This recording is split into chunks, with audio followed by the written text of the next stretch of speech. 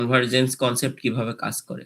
তারপর দেখো similarity of factor accumulation, একই ফ্যাক্টর, ঠিক আছে, যেটা নিয়ে কাজ করছো এক জায়গায়, ধরো আর এক রিজিয়নের ক্ষেত্রেও সেম সিচুয়েশন, সো একই ফ্যাক্টর তুমি অ্যাকুমুলেট করতে পারবে।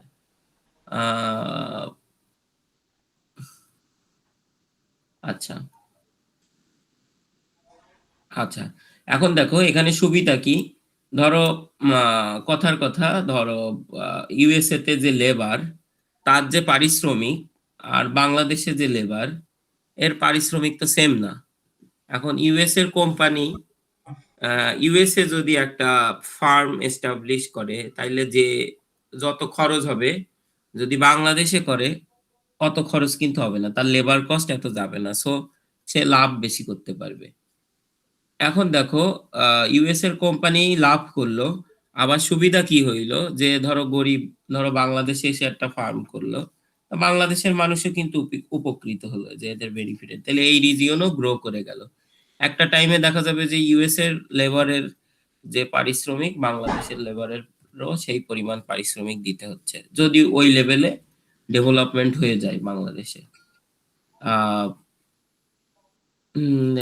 হ্যাঁ, হাই রিটার্ন, ঠিক আছে, ওকে। তারপর যেমন ধরো রাজশাহী, রাশিয়া আর হচ্ছে ভ্যাটিনাম, এরা হচ্ছে কমিউনিস্ট কান্ট্রি ছিল। কমিউনিস্ট মানে তো বুঝো, এরা মোটামুটি এই যে ইকুইটি কনসেপ্টে বিশ্বাস করে, আদার কান্ট্রিজ, ঠিক আছে, তো এরা মোটামুটি সব রিজিয়নে সমান ইনভেস্ট করার চেষ্টা করে। তারপর চায়না, এদের সব রিজিয়ন সমানভাবে গ্রো করছে, ঠিক আছে। বাট অন্যগুলোর ক্ষেত্রে ওরকম না, ইউনাইটেড স্টেটসেও ওরকম না, ঠিক আছে, যে স্ট্রিক্ট ওরকম যে সবাই সমান দিতে হবে এরকম ব্যাপার স্যাপার নাই। ইভেন বাংলাদেশ, ইন্ডিয়া, পাকিস্তান, শ্রীলঙ্কা, কোনো দেশেই এই কনভার্জেন্স কনসেপ্ট মেনে চলা হয় না। যেই রিজিয়ন থেকে আউটপুট বেশি আসবে সেই রিজিয়নেই ইনভেস্ট করা হয়, ঠিক আছে। এই তোমরা কি বুঝছো কনভার্জেন্স, একটু জিজ্ঞাসা করি। কে দেখি, কোনোদিন বার করে, লিখন শিকদার, লিখন আসো তুমি, কথা কয় না। মাইনুদ্দিন আসো। জি স্যার। হ্যাঁ মাইনুদ্দিন, তুমি বলো। স্যার, কনভার্জেন্স কনসেপ্ট হচ্ছে মূলত যে হচ্ছে স্যার, যে পিছিয়ে থাকবে তাকে হচ্ছে মানে যে এগিয়ে আছে তার সমান নিয়ে যাওয়ার জন্য যতটুকু বেশি ইনভেস্ট করা যায় আর কি, ইকোনমিক তাকে ডেভেলপমেন্ট করার জন্য। স্যার তার যদি মানে আমরা, জি হ্যাঁ স্যার, বলো, এক্সাম্পল দাও, এক্সাম্পল দাও। স্যার এক্সাম্পল হিসেবে আমরা আমরা যদি আমাদের দেশের কথাই বলি স্যার, মানে আমরা সাধারণত দেখি যে আমাদের উত্তরাঞ্চলটা এমনি তো সবসময় পিছনে থাকে স্যার। রংপুর এরিয়া যদি আমরা বলি, সেই তুলনায় আমাদের ঢাকা বা চট্টগ্রাম ওগুলোর ডেভেলপমেন্ট খুবই বেশি হচ্ছে। তো সেই পরিমাণে রংপুরকে ঢাকার সমান নিয়ে আসতে বা সিমিলার করতে, যে মানে ঢাকার থেকে বেশি রংপুরে ইনভেস্ট করাটা আর কি স্যার। মানে ঢাকাতে কম ইনভেস্ট করে, রংপুরে বেশি করে, সিমিলার সমান তাদেরকে ইকোনমিক ডেভেলপমেন্টে নিয়ে আসা। এটা হচ্ছে কনভার্জেন্স কনসেপ্ট। জি এখন স্যার। দেখো কনভার্জেন্স কিভাবে সম্ভব হয়, মানে এই রিজন তো পিছায়, তারপরেও মানে কারণগুলো কি কি কি কারণে, ধরো রংপুরও এক সময় ঢাকার মতো হইতে পারে যদি আমরা রংপুরে ইনভেস্ট করি, আরো তাড়াতাড়ি হবে কিভাবে। ওই যে কয়েকটা জিনিস পড়াইলাম, বলো একটা একটা করে। কয়েকটা জিনিসের মধ্যে যদি বলি স্যার, হচ্ছে মানে ইকোনমিক্স এর যে ইনভেস্টমেন্ট গুলো হয় স্যার, ওগুলো একটু মানে বেশি ইয়ে করা আর কি স্যার। না আর না, আমি হচ্ছে সেগুলো বললাম, আর হচ্ছে ধরো এই বিভিন্ন যে প্রজেক্ট যেগুলো হচ্ছে, যেমন আমরা দেখতে যে ঢাকাতে তো স্যার অনেক ধরনের প্রজেক্ট অ্যাপ্লাই করা হয়, কিছু সাকসেস হয় কিছু সাকসেস হয় না। তো যেগুলো সাকসেস হচ্ছে শুধুমাত্র সেগুলাই রংপুরে অ্যাপ্লাই করে সেগুলা থেকে আউটপুট নিয়ে আসা, যেগুলো আনসাকসেস হচ্ছে সেগুলো তো রংপুরে স্যার না করা আর কি, এরকম ভাবে আর কি। হ্যাঁ হ্যাঁ হ্যাঁ, ওই তো ঠিক আছে, এরকম যেমন পড়াইলাম advantage of backwardness, technology transfer, ঠিক আছে, তারপর ফ্যাক্টর অ্যাকুমুলেশন এরকম। তো দেখো ঢাকায় একটা ট্রাফিক জ্যাম বড় প্রবলেম, সো রংপুরে যাতে এক সময় ট্রাফিক জ্যাম বড় প্রবলেম না হয় সেই জন্য আগের থেকে ইনিশিয়েটিভস নিতে হবে, ঢাকায় কি কি সমস্যা হয়েছে সেগুলো যাতে না হয়। সো ঢাকাকে ধরো এই অবস্থায় আনতে যে টাইম লাগছে, রংপুরের সেই টাইম লাগবে না, বুঝছো, কারণ আমাদের অলরেডি এক্সপেরিয়েন্স আছে। ঠিক আছে? যেমন ধরো আমাদেরও সেম, আমরা এবার ধরো কুয়েটে প্রথম না, আগে একবার হইছে। তো রিটেন টেস্ট হলো এবার, আগে এমসিকিউ টেস্ট হতো। তো রিটেনের খাতা দেখা কিভাবে এই দেখো আমরা কতদিন লাগাইলাম, অলমোস্ট 9 দিন লাগাইলাম। সো এখন কিন্তু আমাদের এক্সপিরিয়েন্স হয়েছে যে কিভাবে কাজটা আরো ফাস্ট করা যায়। ঠিক আছে? তো আমাদের এক স্যার অলরেডি একটা সফটওয়্যারও ডেভেলপ করছে যে কিভাবে করা যায়। যেমন বুয়েটে হচ্ছে পুরো খাতা স্ক্যান করে ওদের সার্ভারে আপলোড দেয় প্রথমে, দেওয়ার পরে যে এক্সামিনার যেই কোশ্চেন দেখে ওই কোশ্চেন ভিউ হয়। ঠিক আছে? তো ওরা প্রসেসটা এফিশিয়েন্ট বানাই ফেলছে, কিন্তু ওদের স্ক্যান করতেই 10 দিন টাইম লাগে। কিন্তু আমরা দেখো ম্যানুয়াল প্রসেসে মোটামুটি কয়দিন, 7, 8, 9 দিনে শেষ করছি, বাট ওদের স্ক্যান করতেই 10 দিন লাগে। তো স্ক্যানিং প্রসেস কিভাবে ফাস্ট করা যায় এসব নিয়ে কথা হচ্ছে, মানে একবার করলে একটা এক্সপিরিয়েন্স হয়ে যায়। সো এইগুলো হচ্ছে কনভার্জেন্স কনসেপ্ট। এরপর দেখো ডাইভারজেন্স আসলে কি। ডাইভারজেন্স হচ্ছে ওই যে একটা বাংলা প্রবাদ আছে না, এই তেলা মাথায় তেল দেওয়া, ব্যাপারটা হচ্ছে এরকম। সো আমার এখানে ব্যাপার হচ্ছে যেই রিজিয়ন থেকে আউটপুট বেশি আসবে আমি ওই রিজিয়নেই ইনভেস্ট করব। সো ঢাকা অলরেডি দেখো একটা কোম্পানি কি পারে না, টেক্সটাইল ইন্ডাস্ট্রি, এটা ওদের অফিস খুলনা পাবনা এসব জায়গায় করতে অবশ্যই পারে, কিন্তু কি ওই ঢাকায় করলে অনেক দিক দিয়ে সুবিধা হয়। মানে আমার ধরো কমিউনিকেশন রিলেটেড কোনো ঝামেলা হয় না, বিদেশি বায়াররা আসবে, ঢাকায় নামবে, চলে আসলো যখন তখন। বাট আর এক জায়গায় গেলে হয়তো কমিউনিকেশন সিস্টেম অত ভালো না। তার মানে সব দেখো ঢাকা কেন্দ্রিক, ঢাকা কেন্দ্রিক। এই কারণে ঢাকার বাইরে কেউ যাইতে পারছে না। ঢাকায় সূচক বেশি, অমুক তমুক, এখানে ইনভেস্ট করলে আউটপুট বেশি আসছে। এবার ধরো কথার কথা এমন একটা প্রোডাক্টই ধরো আমি যদি এটা কথার কথা অন্য জায়গায় নিয়ে যেয়ে করি, রংপুরে ধরো করলাম টেক্সটাইল ইন্ডাস্ট্রি, এখন ওই জায়গাতে আবার ঢাকায় নিয়ে আসতে হবে, তারপরে ধরো বিদেশে এক্সপোর্ট করতে হবে। তার মানে এখানে একটা এক্সট্রা কস্ট চলে যাবে। তো ডাইভারজেন্স কনসেপ্ট হচ্ছে যেই রিজিয়ন থেকে আমি ফাস্টার আউটপুট পাবো সেখানে আরো বেশি বেশি ইনভেস্ট করা। বাংলাদেশ এখন ওই কনসেপ্টেই চলছে মোটামুটি। ঢাকা থেকে ইনপুট বেশি আসছে, মানে আউটপুট বেশি আসছে, তো আমার ঢাকায় ইনভেস্টমেন্টও বেশি। দেখো the tendency of per capita income to grow faster in higher income regions than lower income regions. ঠিক আছে?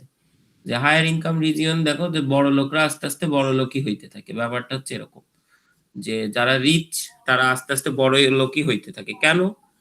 তাদের টাকা আছে, তারা আবার আরেক জায়গায় ইনভেস্ট করছে। আর যে গরিব ওর তো টাকাই নাই, ও আর কি ইনভেস্ট করবে, কোন রকম পেটে ভাতে খেয়ে বাঁচতেছে। সো বড় হওয়ার আর সুযোগ নাই। তো এরকম, এটা হচ্ছে ডাইভারজেন্স কনসেপ্ট হচ্ছে এরকম। দেখো demonstrating England living European union. England বলল যে না, ইউরোপিয়ান ইউনিয়নে সে আমরা, ইউরোপিয়ান ইউনিয়ন যখন ফর্ম হয় তখন ইংল্যান্ড বলল যে না, আমরা ওর ভিতরে যাব না, আমরা অলরেডি রিচ, আমরা ওই তোমাদের সাথে যাব না। সো ইংল্যান্ড আলাদা হয়ে গেল। কারণ ওদের কি ওই যে ইয়াটা ধরে রাখার জন্য, আধিপত্য। যেমন ধরো এখন কলেজ সব একসাথে অ্যাডমিশন হয়, নটর ডেম কলেজ আলাদা হয়ে গেছে যে না, তোমাদের সাথে আমাদের তুলনা করলে হবে না, আমরা অন্য লেভেলে। তারপরে গুচ্ছ পরীক্ষা হলো বুয়েট কুয়েট রুয়েট চুয়েট, বুয়েট বললো যে না, আমরা তোমাদের সাথে যাবো না। That painting. সো অলরেডি হচ্ছে ওই লেভেলে আছে। সো আর বলছে যে না, তোমাদের সাথে যেয়ে আমাদের ওই মান সম্মান নষ্ট করবো না, কাইন্ড অফ এরকম ব্যাপার। ঠিক আছে?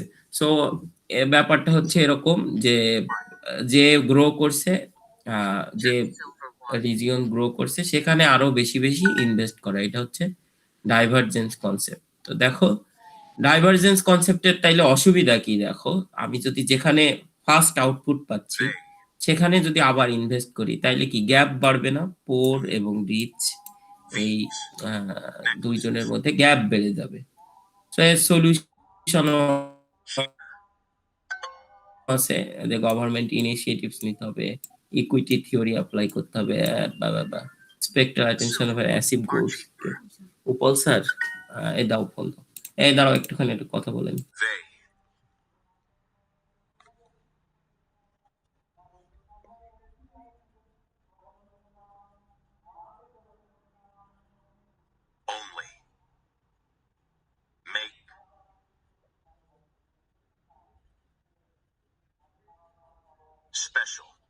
necklaces here.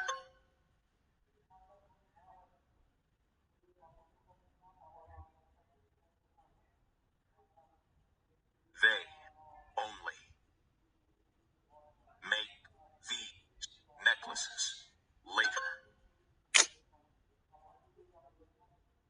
They only make these special necklaces here.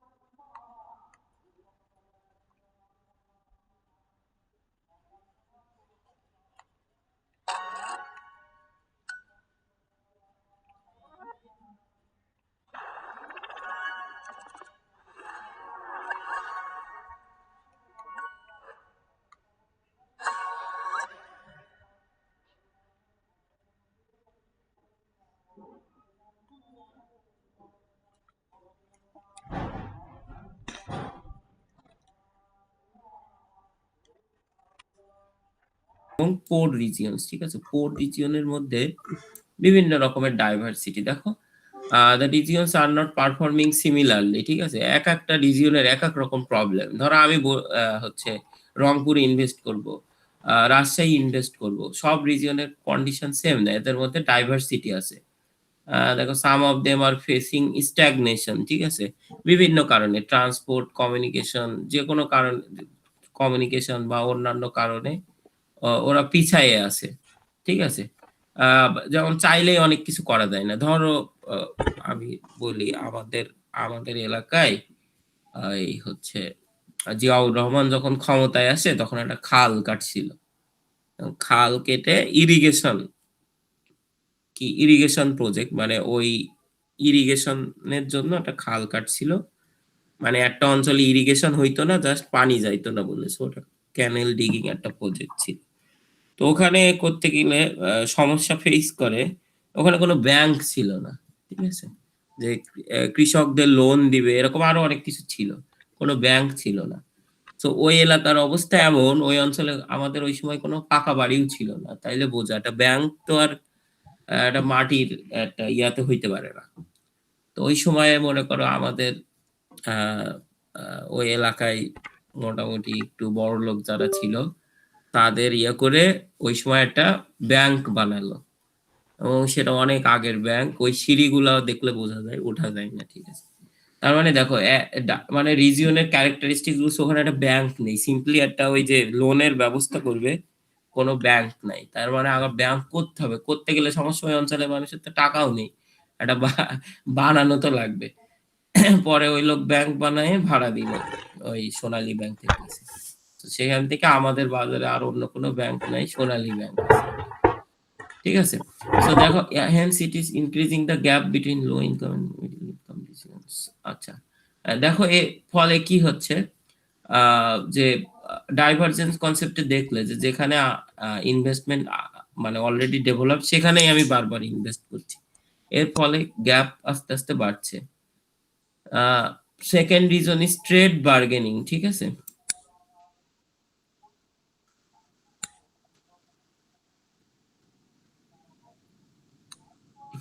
আচ্ছা দেখো, এখন দেখো ট্রেড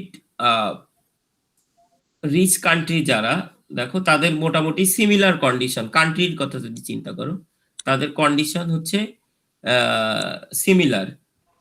তো হচ্ছে এখন দেখো যাদের হচ্ছে সিমিলার কন্ডিশন, মানে কি সিমিলার কাইন্ড অফ মানুষ একসাথে থাকতে চাই, ঠিক আছে? বাংলাদেশ ধরো গোনার মধ্যেও ধরে না। তো ওরা নিজেদের মধ্যে ইয়ে করতে চায় যে বাংলাদেশে আবার ট্রেড করবে, এবং এই জায়গার ধরো ওরা আরো ব্যারিয়ার ফেস করে, ঠিক আছে?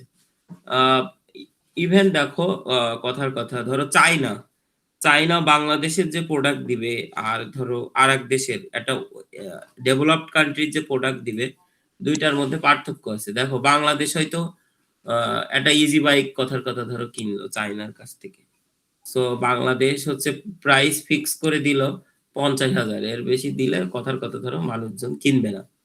সো দেখো এখানে ট্রেড করে চায়না দেখো 50,000 টাকার প্রোডাক্ট বানাইতে হচ্ছে। এবার দেখো ইউএসএ যদি চায়নার কাছ থেকে কিছু কেনে, কথার কথা যদি ইম্পসিবল, ইউএসএ না, অন্য এক্সাম্পল দিই, ধরো শ্রীলঙ্কা, শ্রীলঙ্কা না, বাংলাদেশের চেয়ে আর কি বলা যায়, ধরো কথার কথা কানাডা একটা প্রোডাক্ট কিনবে চায়নার কাছ থেকে, তো তাদের অবশ্যই 50,000 এরকম বার্গেন মানে সেট করে দিবে না, তারা হয়তো আরো হাই প্রাইস দিয়ে কিনবে। সো দেখো যারা রিচ কান্ট্রির সাথে ট্রেড করতে পছন্দ করে, ঠিক আছে। থার্ড রিজন দেখো ম্যাচুরিটি অফ ইনস্টিটিউশনস। দেখো যেগুলো পৌর অঞ্চল, ধরো বাংলাদেশেই কথার কথা গুগল একটা অফিস দিবে, সো দেখো ওখানে হয়তো তার মতো ফেভারেবল কন্ডিশনই নাই, বা হচ্ছে আহ, আহ, ধরো ওই যে ব্যাংকের এক্সাম্পল যেরকম দিলাম, আমি এক জায়গায় করব একটা জিনিস, সেখানে ব্যাংকই নাই, তাহলে আমি ওই জায়গায় কিভাবে একটা সার্ভিস নিয়ে যাব। সো এইটা হচ্ছে আর একটা রিজন ডাইভারজেন্সের, ইনস্টিটিউশন গুলো ওইভাবে ম্যাচিউর না, ওখানে ধরো ব্যাংকই নাই, বা ইনস্টিটিউশনের ওই ক্যাপাবিলিটি নাই যে এই পরিমাণ হিউজ জিনিস হ্যান্ডেল করবে, ঠিক আছে। ধরো যেমন ঢাকার একটা ট্রাফিক পুলিশ আর তোমার ধরো পাবনা বা খুলনার একটা ট্রাফিক পুলিশ, এই এক এক হবে বলো এদের এক্সপিরিয়েন্স। ঢাকার একটা জংশনে ওই ট্রাফিক পুলিশ যে পরিমাণ ট্রাফিক হ্যান্ডেল করে, ওর যে এক্সপিরিয়েন্স, আর এই খুলনার ওর নিয়ে ঢাকায় বসাই দিলে দেখা যাচ্ছে ওই সিস্টেম কোলাপস করবে, ঠিক আছে। তো এইটা হচ্ছে ম্যাচিউরিটি অফ ইনস্টিটিউশনস, এরকম টাইপ অফ জিনিস। সো এই আরেকজন বলো দেখি কারে ডাইভারজেন্স বুঝছো কিনা, এই লিখন শিকদার আসো।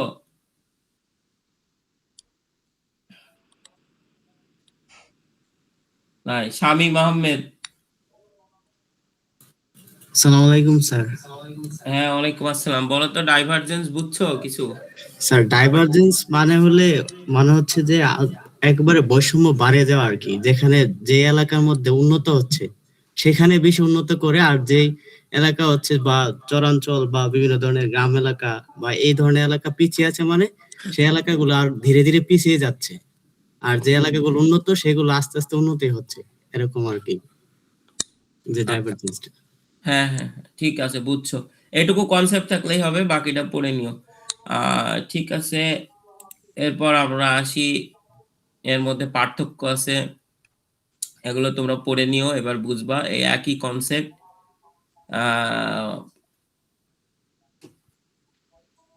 একটু দেখে নিও পার্থক্য, divergence, convergence, trend of regional development theory, এগুলো আমরা পড়াবো কিছু কিছু, যেমন এই যে export base theory, growth pole theory আছে, এগুলা ওইভাবে পড়া লাগবে না, একটু দেখো জাস্ট রিজিওনাল থিওরি কি কি আছে, দেখো এর মধ্যে কোনগুলো convergence theory, export base theory, convergence, আর দেখো ম্যাক্সিমাম থিওরি, কিউমুলেটিভ থিওরি, এটা হচ্ছে ডাইভারজেন্স কনসেপ্ট ফলো করে। গ্রোথ পোল থিওরি, এটা তোমাদের পড়াবো, গ্রোথ পোল থিওরিও ডাইভারজেন্স, মানে গ্রোথ যেখানে হয়, কথার কথা ধরো কি বলে গাজীপুরে ধরো প্রথম একটা ইন্ডাস্ট্রি হয়েছে, তারপর আস্তে আস্তে গাজীপুর একেবারে ইন্ডাস্ট্রিয়াল এরিয়া হিসেবে ডেভেলপ হয়েছে আস্তে আস্তে, তারপর ওখানে একটা পোল সৃষ্টি হয়েছে ইন্ডাস্ট্রির, তার মানে দেখো ওই যেখানে ইন্ডাস্ট্রি আছে ওখানেই যাচ্ছে, কারণ আমি কিছু বেনিফিট পাচ্ছি ওখান থেকে, তো এটা হচ্ছে ডাইভারজেন্স কনসেপ্ট। আবার যদি এরকম হতো যে না ইন্ডাস্ট্রি ছড়াই যাচ্ছে বিভিন্ন জায়গায়, তাহলে তখন আবার ওটা কনভার্জেন্স কনসেপ্ট হইতো। এখন দেখো আমি যদি বলি, এখান থেকে পড়ে নিও যে ইন্ডিয়ার ইকোনমি, বিভিন্ন দেশের ইকোনমি নিয়ে ইন্ডিয়ার ইকোনমি আসলে কি ফলো করে, অবশ্যই ডাইভারজেন্স, মানে ইন্ডিয়ার এমন এমন এলাকা আছে যেখানে হয়তো এখনো ওদের টয়লেট নাই, ঠিক আছে, আবার অনেক রিচ এরিয়াও আছে, তার মানে দেখো গ্যাপটা অনেক বেশি। তো হচ্ছে ইভেন ইন্ডিয়ায় নাকি এমন এরিয়া আছে এখনো ওই যে হিন্দুদের যে সতীদাহ প্রথা ওটাও আছে এখনো, মানে স্বামীর সাথে স্বামী মারা গেলে আগে স্ত্রী হচ্ছে চিতায় পুরাই দেয়, তার মানে ইন্ডিয়া হচ্ছে মানে কি বলবো, এটা মানে হসপস একটা দেশ। আর মনে করো যে এক জায়গায় পুরো মরুভূমি, না খেয়ে মানুষ মরে যাচ্ছে, আহ, আবার আর এক জায়গায় ধরো বিশাল রিচ একটা এরিয়া, সো এটা একটা ডাইভার্জেন্স। বাংলাদেশেও দেখো সেম, বাংলাদেশে কিছু কিছু অঞ্চল একেবারে ডেভেলপই হয়নি, মানে ওখানে তেমন কিছু নাই, গ্রাম একেবারে। আবার দেখো কিছু কিছু অঞ্চল, ঢাকায় যদি গুলশানে যাও, বাংলাদেশ মনে হবে না, ভিতর দিয়ে যদি হাঁটো গুলশানের প্লান্ট এরিয়া গুলোর মধ্যে দিয়ে বসুন্ধরায় যদি যাও, তার মানে এখানেও দেখো একটা গ্যাপ আছে। সো এগুলো হচ্ছে ডাইভারজেন্স কনসেপ্ট মেনে চলে। চায়না দেখো, চায়না আবার অন্য সিনারিও, এরা কমিউনিস্ট কান্ট্রি, সো এরা মোটামুটি ইকুইটি কনসেপ্টে বিশ্বাস করে, এদের সব রিজিয়ন মোটামুটি সমানভাবে ডেভেলপড। সো এগুলো একটু পড়ে নিও, তিনটা দেশের মোটামুটি ইকোনমির ধারণা কেমন কি হইতে পারে। তারপর দেখো regional growth in Bangladesh, divergence or convergence. Bangladesh অবশ্যই ডাইভারজেন্স। এখন যদি তুমি একটু ছোট পরিসরে চিন্তা করো, যে ঢাকা সিটি, শুধু ঢাকা সিটি যদি চিন্তা করো, তাইলে হয়তো দেখতে পারো যে না, মোটামুটি কি কনভার্জেন্স থিওরি মেনে চলে, হয়তো ঢাকার বিভিন্ন সেক্টরে মোটামুটি সমানভাবে ইনভেস্টমেন্ট হচ্ছে। বাট ঢাকার সাথে যদি পেরিফেরি কম্পেয়ার করো, অবশ্যই ডাইভারজেন্স, পেরিফেরিতে ওইভাবে ইনভেস্টমেন্ট হয় না।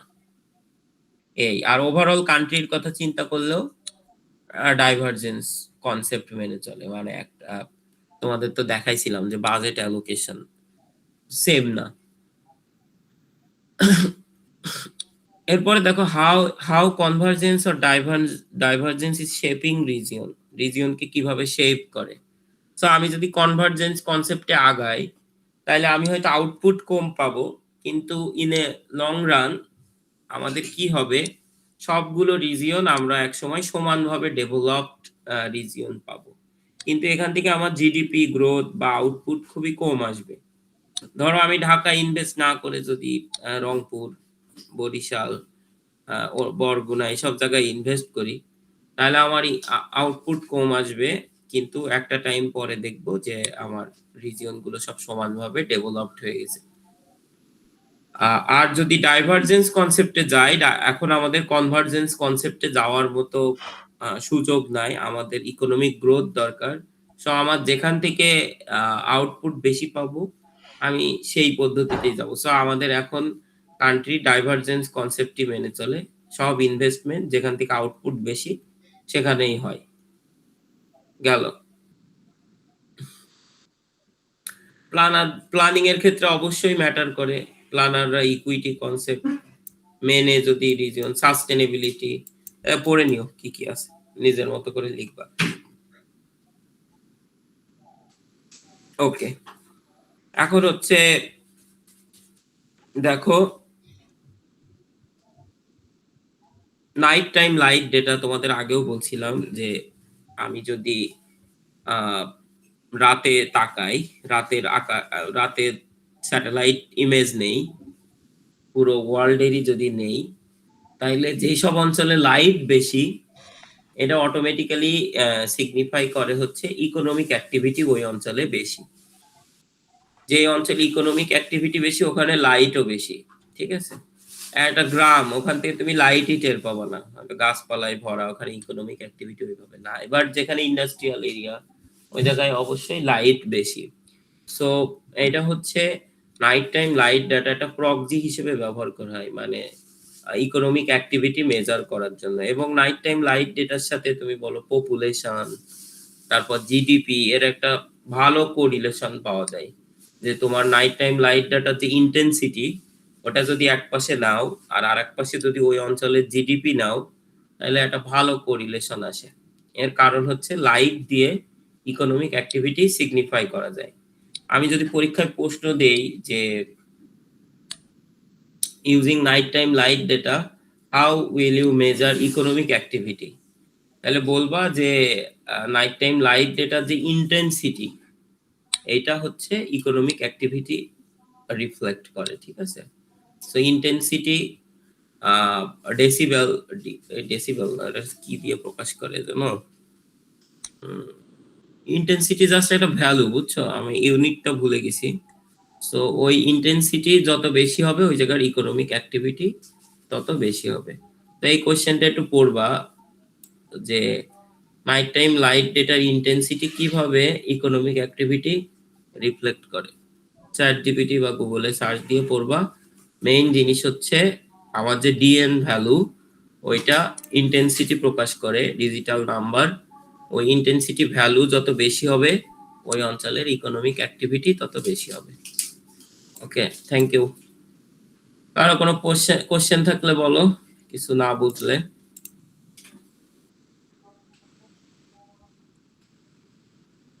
ওকে, সবাই বুঝছো আশা করি।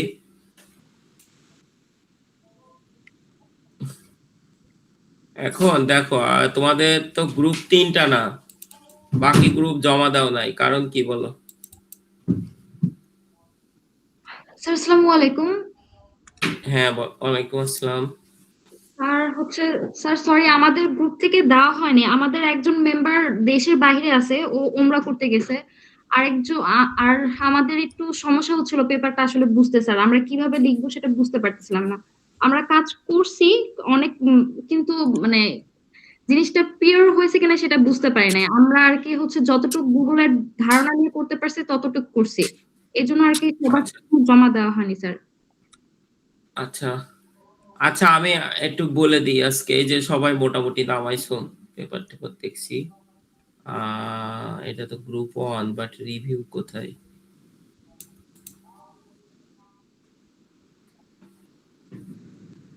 আচ্ছা, আমি একটু বুঝাই আগে, আমি কিছু জিনিস বলে দিই। আজকের দিনটা মাফ করে দিলাম, আমিও ব্যস্ত ছিলাম, কিন্তু এবার দিন না থাকলে 0 যারা জমা দিবা না। এটা কিন্তু ইন্ডিভিজুয়াল সাবমিশন, ঠিক আছে? তো যারা দাও নাই 0 পাবা। আমি আজকে বলে দিচ্ছি, পেপার রিভিউ করবা, আর সোমবারে যে ক্লাস নিব ওখানে কি ডেটা এন্ট্রি দিবা সেটা বলে দিব। তো নেক্সট দিনের কাজ হবে পেপারটা রিভিউ করে আনা, সবাই একটা একটা করে পেপার, আর ডেটা এন্ট্রি খুবই অল্প করবে, গ্রুপ ওয়াইজ ভাগ করে নিব পুরো একটা ডেটা সেট করার জন্য। সো সবার হয়তো কথার কথা 20টা করে ডেটা এন্ট্রি দেওয়া লাগবে, এটা এমন কিছু, সর্বোচ্চ 10টা 20টা এরকম। সো এটা কোনো বিষয় না তোমাদের জন্য। তো পরের দিন রিভিউ পেপার ভালো করে করবা। প্রথম কথায় আসি, পেপার সার্চ দিবা কিভাবে। সো পেপার সার্চ দেওয়ার আমি দেখাচ্ছি। আহ, দুইটা জায়গায় মোটামুটি দিতে পারো। প্রথম কথা, তোমরা গুগল স্কলারে যাইতে পারো। গুগল স্কলার সবাই জানো, গুগল স্কলার। তো গুগল স্কলার এখানে যদি যাও, দেখো এখানে তোমার সার্চ দেওয়ার অপশন আছে, তুমি যে কোনো কিছু, তাহলে তোমার, হ্যাঁ, এই কেউ কিছু বলতেছো? স্যার আপনার পিডিএফটাই দেখা যাচ্ছে কিন্তু আপনার বাকি স্ক্রিন দেখা যাচ্ছে না কিছু। আচ্ছা আচ্ছা আচ্ছা, দাঁড়াও দাঁড়াও, এন্টায়ার স্ক্রিন শেয়ার দিতে হবে, সরি সরি, স্টপ শেয়ারিং।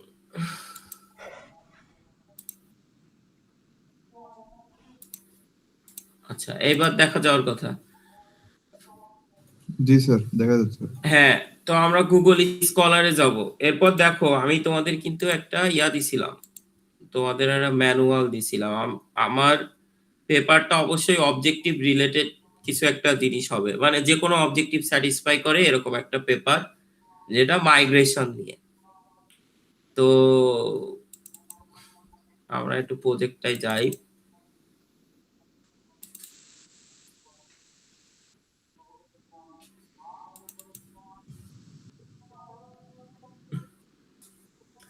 আচ্ছা দেখো, মাইগ্রেশন প্যাটার্নস, ঠিক আছে? মাইগ্রেশন প্যাটার্নস লিখেও সার্চ দিতে পারো। আহ, আহ, বা এখানে দেখো মাইগ্রেশন অ্যামং সিটিজ, ডিস্ট্রিক্ট, এগুলো ডিস্ট্রিক্ট নিয়ে যেহেতু কাজ করব। Migration pattern, migration special pattern, এরকম বিভিন্ন কিওয়ার্ড নিয়ে তোমার সার্চ দিতে হবে। মাইগ্রেশন ফ্যাক্টরস, এরকম বিভিন্ন কিওয়ার্ড নিয়ে তুমি সার্চ দিবা, ঠিক আছে? ধরো কথার কথা দিলাম মাইগ্রেশন প্যাটার্ন। এখন এটা শুধু বাংলাদেশ হইতে হবে এমন না, যে কোনো দেশ আসতে পারে। মাইগ্রেশন প্যাটার্ন, কথার কথা, এন্ড ফ্যাক্টরস। এখন দেখো এখানে অনেকগুলো অপশন আছে। আমি রিসেন্ট পেপার যদি চাই, একেবারে সিন্স 2026, একদম 26 সালে যেগুলো পাবলিশ হয়েছে সেগুলো দেখাবে। 22 সাল পর্যন্ত দিলে 22 সাল পর্যন্ত দেখাবে। এগুলো জানো। এখন দেখো পেপারটা ভালো জার্নালের কিনা বুঝবা কি করে। নরমালি জার্নালের ফরম্যাটিং দেখলেই বুঝতে পারবা যে এটা ভালো জার্নালের কিনা। যদি অনেক স্পেস নেয় একটা পেপার, মনে করবা যে এটা ভালো জার্নাল অবশ্যই না। বেশি স্পেস কখনো ভালো জার্নাল নেয় না। এগুলো হচ্ছে যদিও আরো আরো অনেক কিছু আছে। তো এই হচ্ছে একটা প্রথম ফ্যাক্টর, ফরম্যাটিং দেখলেই মোটামুটি আইডিয়া করতে পারবা। তারপর দেখো ভালো জার্নালের অবশ্যই একটা ডিওআই থাকবে, ডিজিটাল আইডেন্টিফিকেশন নাম্বার। তো ডিওআই থাকবে, এটা একটা ব্যাপার। সো ডিওআই আছে এরকম পেপার পড়বা, আদারওয়াইজ অন্য পেপার পড়ার দরকার নেই। যদিও অনেক সময় কাজে লাগে যেগুলো ডিওআই নেই নেই অনলাইনে আছে, বাট তোমার কাজের জন্য ইফেক্টিভ সেটা পরের কথা। বাট রিভিউ স্টেজে ভালো পেপার ছাড়া রিভিউ করা যাবে না। এই গেল। সো এখন দেখো একটা আমরা এখানে যাই, দেখো push and pull factor affecting migration. এখন দেখো এটা ডিওআই আছে, আমার মোটামুটি ভালো পেপার। আমরা একটু ডাউনলোড দিয়ে দেখি কেমন অবস্থা। এটা যদি ওপেন করি, হ্যাঁ দেখো এমডিপিআই এর একটা পেপার। এমডিপিআই খারাপ জার্নাল না, শুধু মাঝে একটু ঝামেলা হয়েছিল এমডিপিআই। সো এটা তুমি করতেই পারো, ঠিক আছে।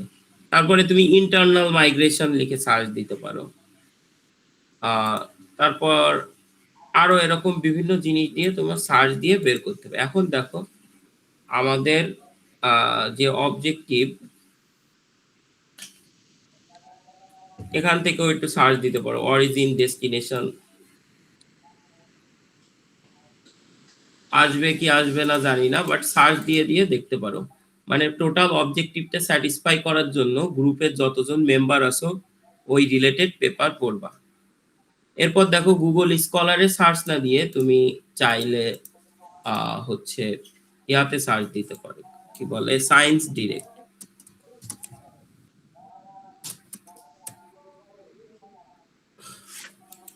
sciencedirect.com, এখানে এলসিবিআর এর পেপার দেখাবে শুধু, বুঝছো। সো ফাইন্ড আর্টিকেল, আচ্ছা দেখি এই দেখো মাইগ্রেশন লিখে যদি আমি সার্চ দেই, বা মাইগ্রেশন ইন বাংলাদেশও লিখতে পারো, বাংলাদেশ, তাহলে বাংলাদেশের পেপার গুলো আসবে। দেখো কোনো কিছু আছে কিনা। দেখো স্পেশাল একটা assessment of climate stressors driving migration in coastal Bangladesh, ঠিক আছে। তারপরে মাইগ্রেশন অ্যান্ড রিজিওনাল ডিসপারিটি, এরকম বিভিন্ন জিনিস নিয়ে তুমি সার্চ দিয়ে পেপার পড়বা। কারণ তোমাদের অবজেক্টিভ যা দেওয়া হয়েছে ওই রিলেটেড তোমরা নতুন অবজেক্টিভও অ্যাড করতে পারো, কোনো অসুবিধা নাই যদি নতুন কিছু হয়। তো এখান থেকে তোমরা এদের ডাউনলোড করতে পারবা। যেগুলো ওপেন অ্যাক্সেস সেগুলো তো ডাউনলোড করতে পারছো, আর যেগুলো ওপেন অ্যাক্সেস না তোমরা জানো মোটামুটি সাইহাব আরো এরকম অনেক ওয়েবসাইট আছে। যদি সাইহাব প্রক্সি লিখে সার্চ দাও, PROXY, দেখো এই যে সাইহাব প্রক্সি সার্চ লিঙ্ক, এটাই আসবে। এটাই আসলে তুমি যদি যেগুলো ডাউনলোড করতে পারো না সায়েন্স ডিরেক্টের পেপার, সেগুলো এখান থেকে ডাউনলোড করতে পারবা। জানো ম্যাক্সিমামই জানো, তারপরেও বলছি যারা জানো না, এই তো সব ওপেন অ্যাক্সেস দেখছি।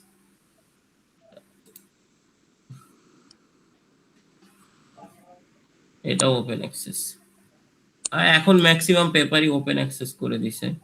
সো যেগুলো ওপেন অ্যাক্সেস না সেগুলো দেখার জন্য তোমরা হচ্ছে এই যে এখানে যে ডিওআইটা পেস্ট করবা, করলে যদি থাকে পেপারটা ডাউনলোড হবে, না থাকলে তোমার হচ্ছে এখানে এদের আবার মিউচুয়াল কমিউনিটি আছে, ওখানেও পেস্ট করে নেওয়া যায়। অনেক ওয়ে আছে, ইউটিউব দেখবা। তো পেপার এই গেল পেপার ডাউনলোড। এখন লিখবা কিভাবে,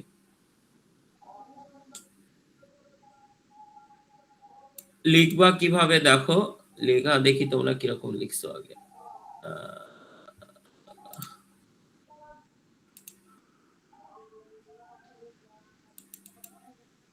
চ্যাট জিপিটি দিয়ে লেখায়ও না, অ্যাটলিস্ট পেপারটা পড়ো, চ্যাট জিপিটি দিয়ে লেখাইলেও পেপার না পড়লে ওই কোনো লাভ নাই। চ্যাট জিপিটি দিয়ে যদি লেখাই দাও আমি কিন্তু বুঝতে পারবো। এই দেখো ক্লাইমেট, আমি যেটা দেখলাম ওইটাই মনে হয় বাংলাদেশ।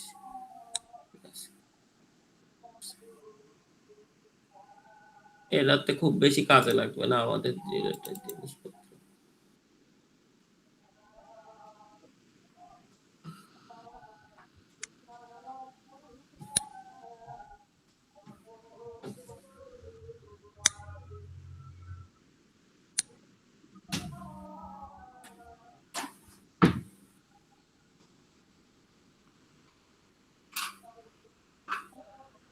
এই যে লিখছে দেখো, মুভিং মেথডোলজি, যেটা এম্পিরিক্যাল ফাইন্ডিংস,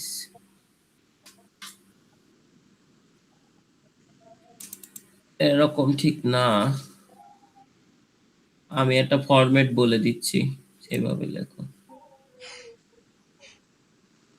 এক একজন এক এক ভাবে লিখছো, কোনো ব্যাপার না।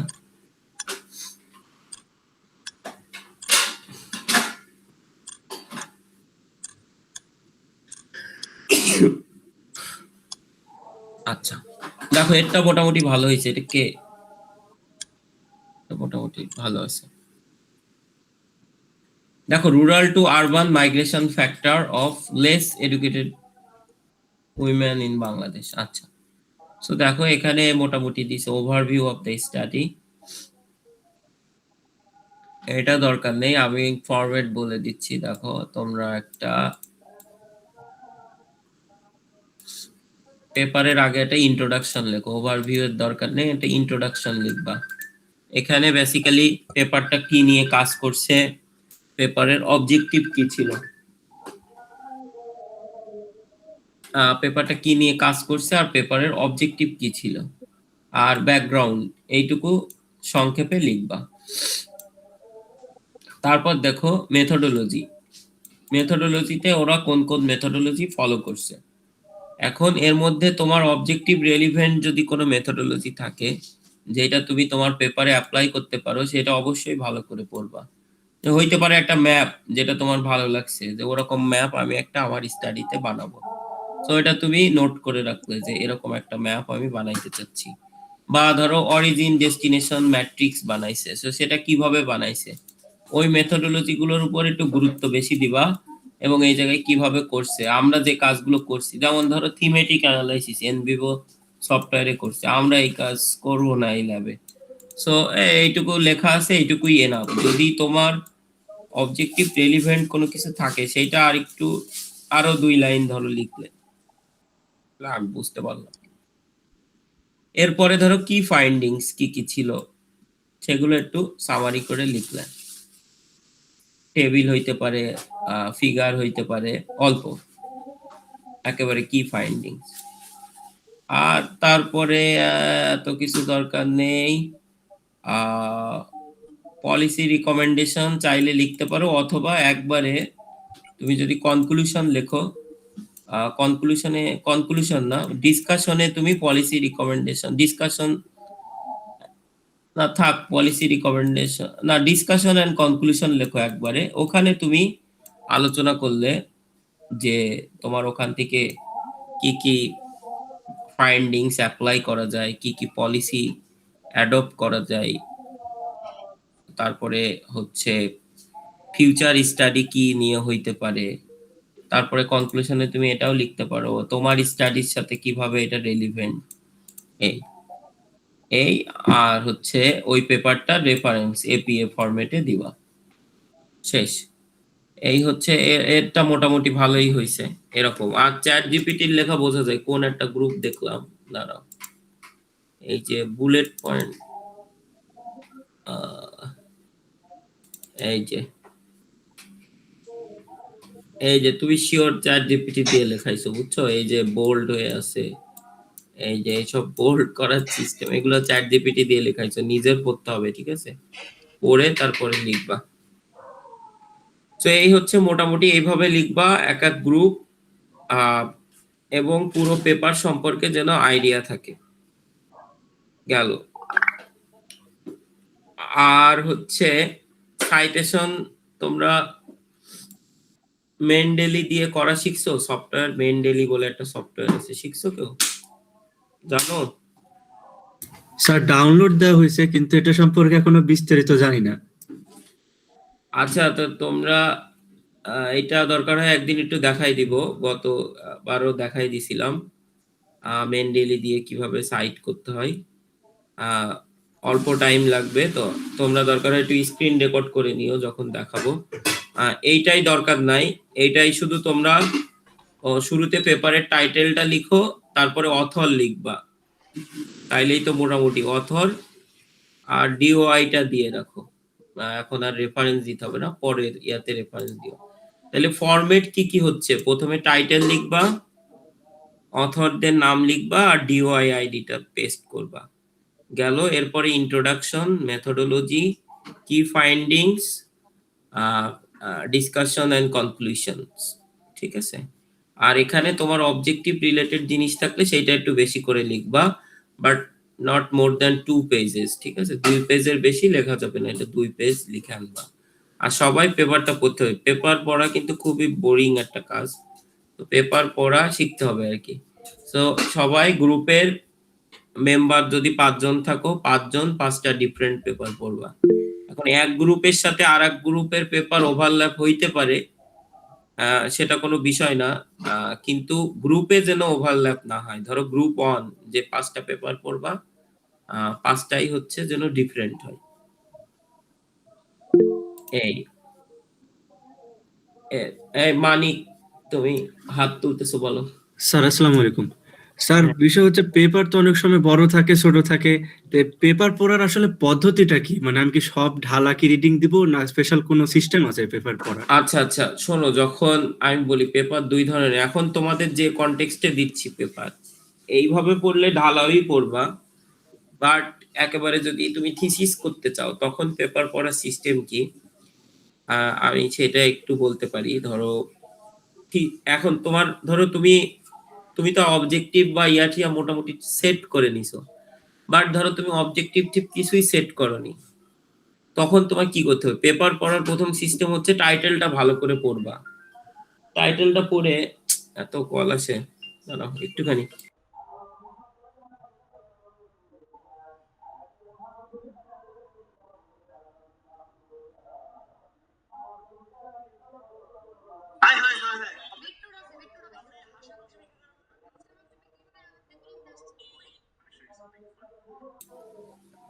হ্যাঁ, সিস্টেম হচ্ছে প্রথমে তুমি টাইটেলটা পড়বা আর অ্যাবস্ট্রাক্টটা অ্যাটলিস্ট 2 বার পড়বা, 2 থেকে 3 বার পড়ে আগে পেপারটা ট্রাশ কিনা এটা তোমার আইডেন্টিফাই করতে হবে, যে পেপারটা আদেও আমি যা কাজ করতে চাচ্ছি সেটার সাথে রেলিভেন্ট কিনা, বা এটা থেকে কোনো কিছু কাজে লাগবে কিনা। এইটা অ্যাবস্ট্রাক্ট এবং টাইটেল পড়ে আইডিয়া নেওয়ার চেষ্টা করবে, ঠিক আছে। যদি মনে হয় যে এর কোনো কাজের কোনো পেপার না, তাইলে বাদ, আর ফুল পেপার পড়ার দরকার নেই। এই গেল। আর একটা হচ্ছে শুধু অ্যাবস্ট্রাক্ট এবং টাইটেল পড়ে যদি বুঝতে না পারো যে এটা ইফেক্টিভ হবে কি হবে না, আরো একটু জিনিস দেখতে হবে, পুরা পেপারটা একটু জাস্ট ওভারলুক করে দেখবা, একটা ওভারভিউ নিবা, যে রেজাল্ট সেকশনে যে রেজাল্ট গুলো আছে, ফিগার টেবিল বিশেষ করে, এইগুলো কেমন আসলে আমার সাথে, আমার কাজের সাথে রেলিভেন্ট কিনা, এইটুক দেখলে, দেখার পরে তোমার হচ্ছে এইবার তোমার ফুল পেপার পড়ার ডিসিশন নিতে হবে। এইবার দেখো, তুমি দেখলে যে তোমার ব্রড এরিয়া, ধরো মাইগ্রেশন, আমাদের যদি বলি, আমাদের ব্রড এরিয়া হচ্ছে আমরা মাইগ্রেশন নিয়ে কাজ করব। আমাদের কি কি অ্যাভেলেবল ডাটা আছে আমরা মোটামুটি জানি, সেটা হচ্ছে ডিস্ট্রিক্ট ওয়াইজ মাইগ্রেশনের কিছু ডেটা আছে, এর বেশি কিছু নাই, বা কিছু ফ্যাক্টরের ডেটা আছে। সো আমাদের ব্রড এরিয়া হচ্ছে এইটা। এখন ব্রড এরিয়ায় ধরো তুমি জানোই না কি নিয়ে কাজ করবে, এখন আমার এই ডেটা আছে, আমার ব্রড এরিয়া হচ্ছে মাইগ্রেশন। এখন আইডিয়া খোঁজার জন্য নরমালি হচ্ছে ডিসকাশন পড়তে হয় পেপারে। তো তুমি যদি আইডিয়া ডেভেলপমেন্ট স্টেজে থাকো, তাহলে তুমি পেপারের ডিসকাশনে চলে যাবে অ্যাবস্ট্রাক্ট পড়ার পরে। ডিসকাশনে যে ওদের দেখবা প্রত্যেক পেপারের লিমিটেশন লেখা থাকে, যে এই পেপারের লিমিটেশন হচ্ছে এই ডিসকাশন এন্ড কনক্লুশন। ডিসকাশনে একটা কিওয়ার্ড লিখে তোমরা সার্চ দিতে পারো, সেটা হচ্ছে ফার্দার স্টাডি। ফার্দার স্টাডি এই নিয়ে কাজ করতে পারবো, ফিউচার রিসার্চ, ফিউচার স্টাডি, এই কিওয়ার্ড গুলো লিখে যদি সার্চ দাও, তাহলে ডিসকাশন থেকে তোমরা আইডিয়া পাবা যে এই পেপারের এই লিমিটেশন ছিল, ফিউচার রিসার্চ এটা নিয়ে কাজ করতে পারে। সো অথর যখন একটা জিনিস নিয়ে কাজ করতে পারবে, তোমার ওই সম্পর্কে অনেক নলেজ হয়ে যাবে। যদি অ্যাটলিস্ট একটা অনেকগুলো পেপার পড়ো, তারপর করো, তুমি তখন বলতেও পারবা যে এই সাবজেক্ট এরিয়ায় কি নতুন রিসার্চ হইতে পারে। এটা লিখতে হয় নিয়মই, এটা ডিসকাশনে এটা লিখতে হয় তোমার। সো ডিসকাশনে এটা লিখতে হয়। সো তোমার ডিসকাশন পড়লে তুমি আইডিয়া কিছু পাবা আর কি, তোমার অবজেক্টিভ ফর্মুলেশনে হেল্প করবে। এরপর দেখো, তোমার নলেজ গেইন করার জন্য, ধরো মাইগ্রেশনের উপর নলেজ গেইন করার জন্য কি কি স্টাডি আছে, এটার জন্য ইন্ট্রোডাকশন করতে হয়। ঠিক আছে, যে তুমি এরকম করতে পারো যে 12টা পেপার নামাইছো, ধরো তুমি রেলিভেন্ট কি রেলিভেন্ট না এটা অ্যাবস্ট্রাক্ট দেখে সর্ট করে রাখলে, এরপরে তুমি জাস্ট ইন্ট্রোডাকশন পড়তে পারো তোমার নলেজ ডিপার করার জন্য, যে মাইগ্রেশন রিলেটেড কি কি কাজ হইতে পারে, কি কি ফিউচার পাস্ট স্টাডি আছে, তারপরে সবগুলোর অবজেক্টিভ কি কি, তোমার নলেজ অটোমেটিক্যালি বেড়ে যাবে যদি তুমি ইন্ট্রোডাকশন পড়ো।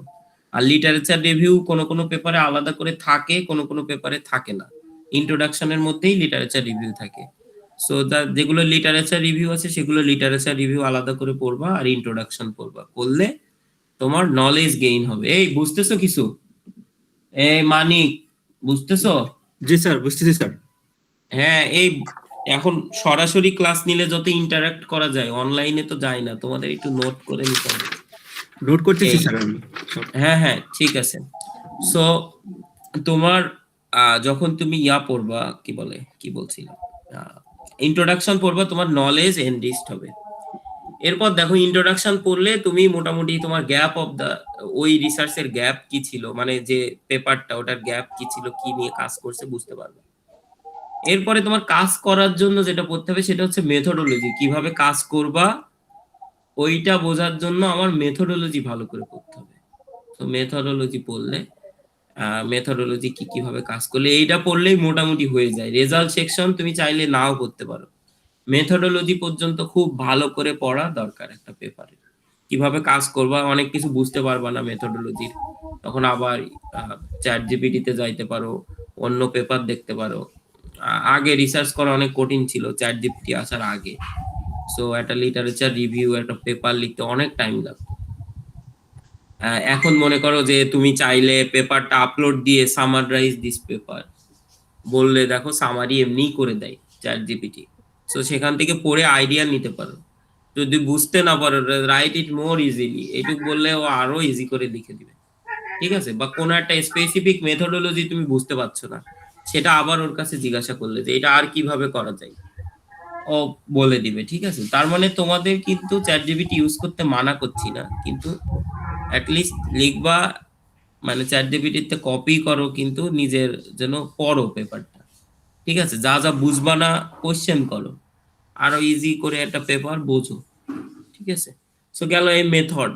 এরপরে তুমি মেথোডোলজি তো পড়লে, কিভাবে কাজ করবে বুঝবা, তোমার এবার তুমি কি কি আউটপুট আনতে পারো এটা দেখার জন্য তুমি রেজাল্ট সেকশনটা দেখতে পারো।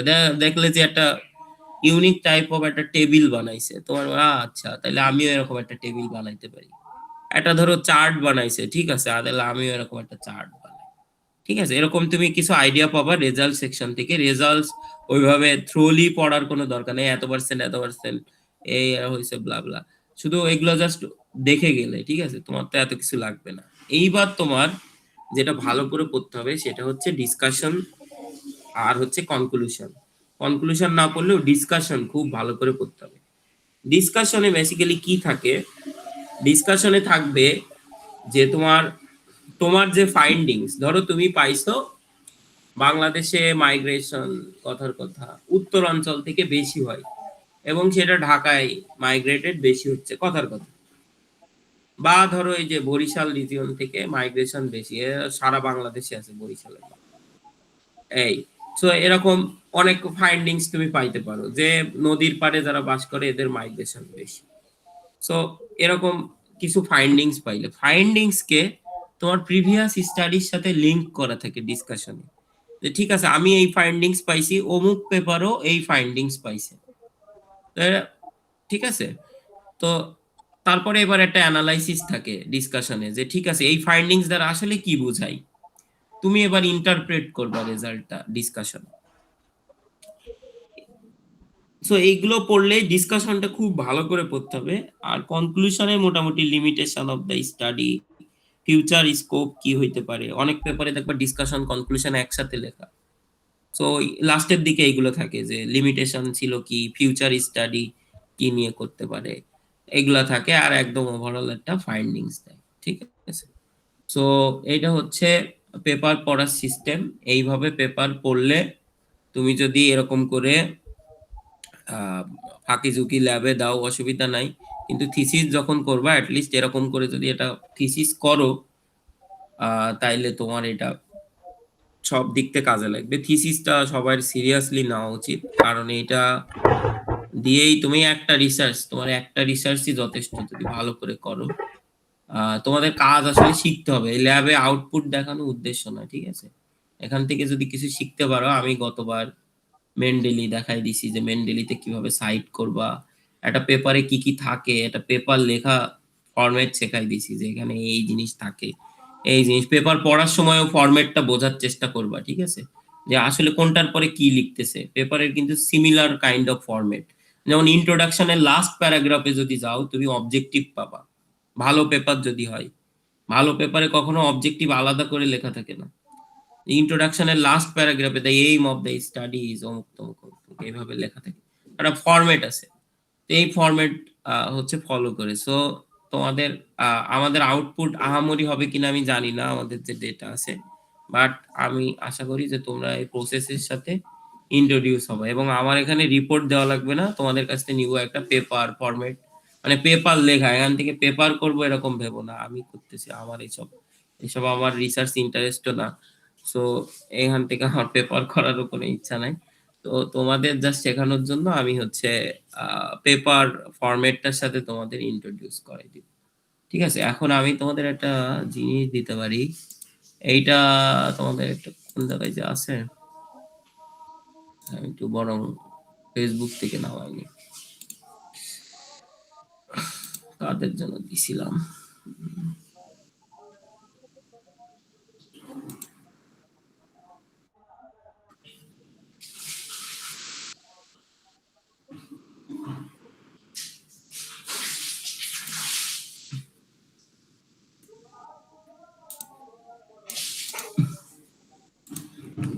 দাঁড়াও।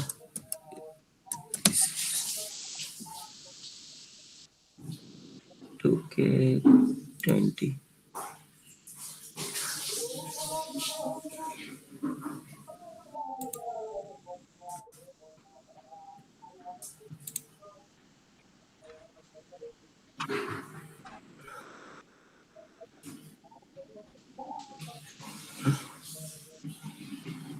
Files, media,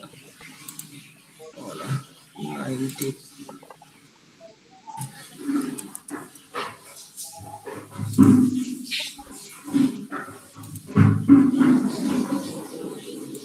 পেয়েছি।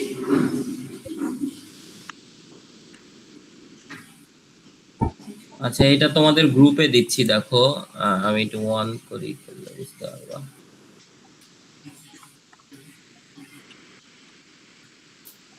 এটা দেখতে পারো?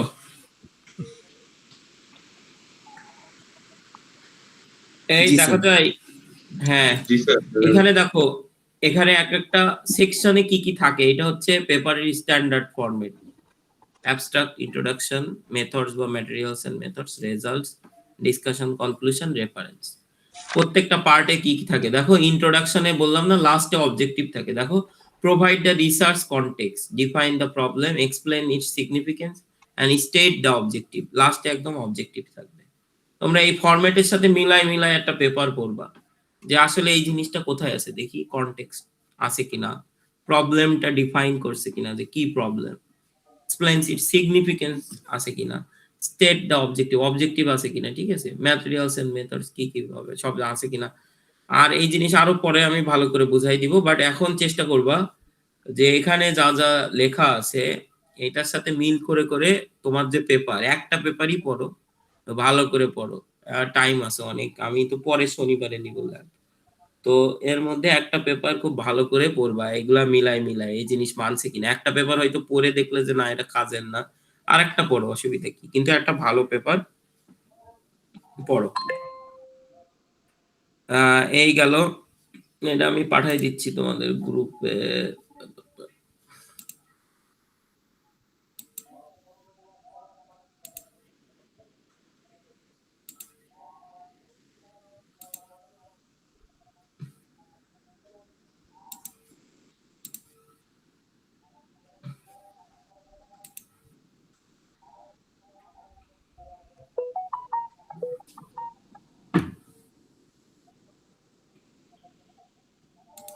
আচ্ছা, আর কি কি ডেটা এন্ট্রি দিবা? এতদিন খাতা দেখলাম বুঝছো, আমি যে ডকুমেন্টটা একটু রিভিউ করব এই সময়ই পাই নাই।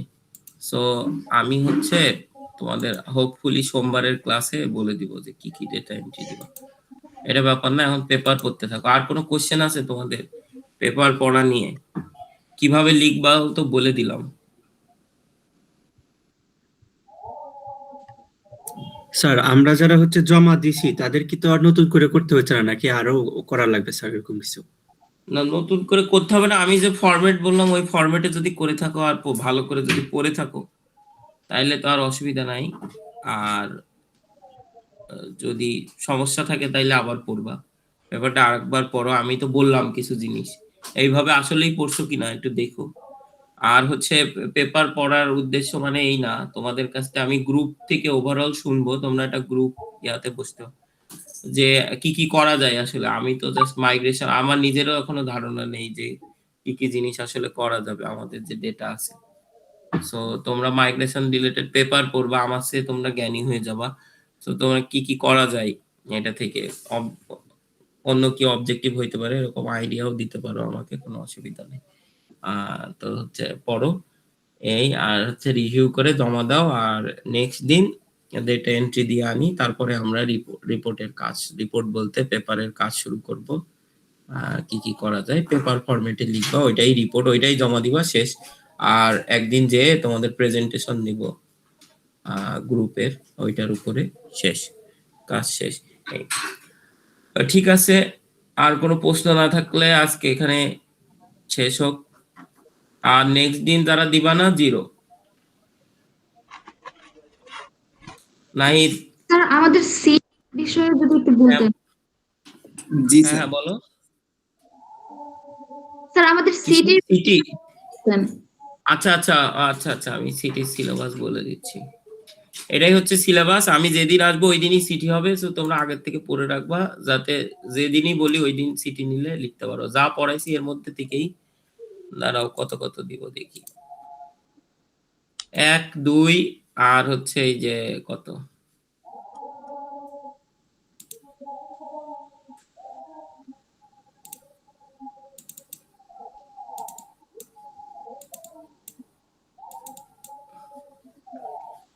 এক 2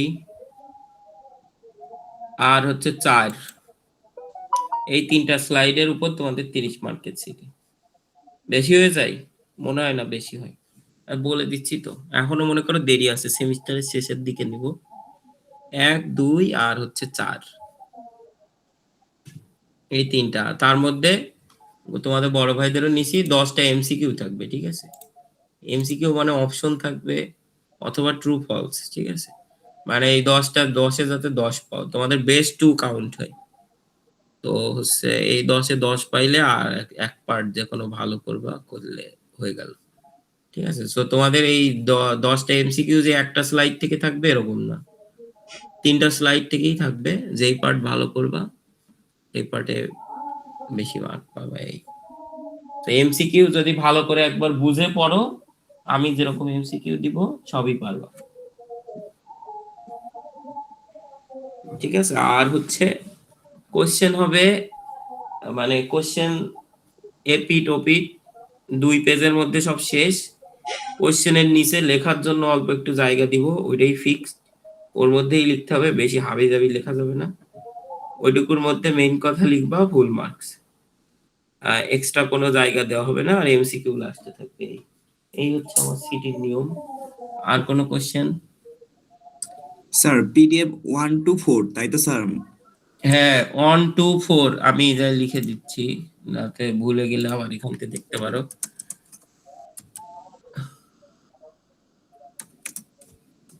সিটি সিলেবাস হচ্ছে এ তো সব দেওয়া আছে না স্টুডেন্ট কর্নার, যেটা আমি তোমার দিছি। জি স্যার। 2 4 আমি হচ্ছে আমার হচ্ছে স্টুডেন্ট অবস্থায় দেখছি আমাদের হচ্ছে টিচাররা স্লাইড দেখা যাচ্ছে পরীক্ষার আগের দিন যে কালেক্ট করে আনতো। এই মনে করো যে যখন পড়ানো চলে তখনও দিত না। সো একটা প্রবলেম, ঠিক আছে? পিএল যখন শুরু হতো, তোমাদের পিএল দেয় না? পিএল কয়দিন দেয়? স্যার 2 সপ্তাহ দেয় স্যার। 2 সপ্তাহ। তো এখন পিএল এর শুরুতে স্লাইড কালেক্ট করতে হতো সিআর এর বসে বসে। এখন আমাদের সিআর ছিল মনে করো যে পড়াশোনায় তার কোনো মনোযোগ নাই, সে কিছুই জানে না, আমারে নিয়ে যাইতো সাথে করে। তো মনে করো এটা খুবই প্যারাদায়ক কাজ। এরপরে আমি যখন টিচার হয়েছি তখন ভাবছি যে না, স্লাইড সবসময় স্টুডেন্টের অ্যাক্সেস থাকবে, আমি কি পড়াবো আগে থেকে সেটাও জানবে। তো আমার একটা স্টুডেন্ট কর্নার আছে, ওখানে সব আপলোড করা থাকে। হ্যাঁ কিছু আপডেট হইতে পারে, কিন্তু অ্যাটলিস্ট সবকিছু যাতে তোমার পরীক্ষার দিন আমার খোঁজা না লাগে পরীক্ষার আগে যে কোন জায়গায় ম্যাটেরিয়ালস কি দেখি। তুমি যদি আগের থেকে পড়তে চাও তাও পড়তে পারবা। তো সবকিছু অ্যাক্সেসিবল, তোমাদেরও সবকিছু দিয়ে দিছি, একটা লিংক আছে ওই জায়গায়। আমার ওয়েবসাইটে আর দিতে পারি নাই, এটা আলাদা করে দিছি। তো লিংক ওখান থেকে তোমরা হচ্ছে সবকিছু অ্যাক্সেস করে নিয়ে নিও। ঠিক আছে, আর কোনো এনি কোশ্চেন? স্যার তাহলে কি আমরা আগামী শনিবারে হচ্ছে মানে পেপার রিভিউটা ভালো করে আবার দেবো স্যার? হ্যাঁ পেপার রিভিউ ভালো করে দিবা, এবং পেপার সম্পর্কে আইডিয়া থাকতে হবে, ফাঁকি ঝুঁকি দিও না। এই ল্যাবটা জি ভালো স্যার। করে করলে তোমরা পেপার কিভাবে লিখতে হয় মোটামুটি পুরো আইডিয়া পেয়ে যাবা। সো এটা হচ্ছে প্রথম স্টেপ, লিটারেচার রিভিউ। এটা তোমাদের শেখানোর জন্য বেশি পেপার কিন্তু দেই নাই, জাস্ট একটা পেপার রিভিউ করতে বলছি। এটাও যদি ভালো করে না করো তাহলে হবে কি করে? ঠিক আছে, জি স্যার। আচ্ছা, good night. Thank you sir. Thank you.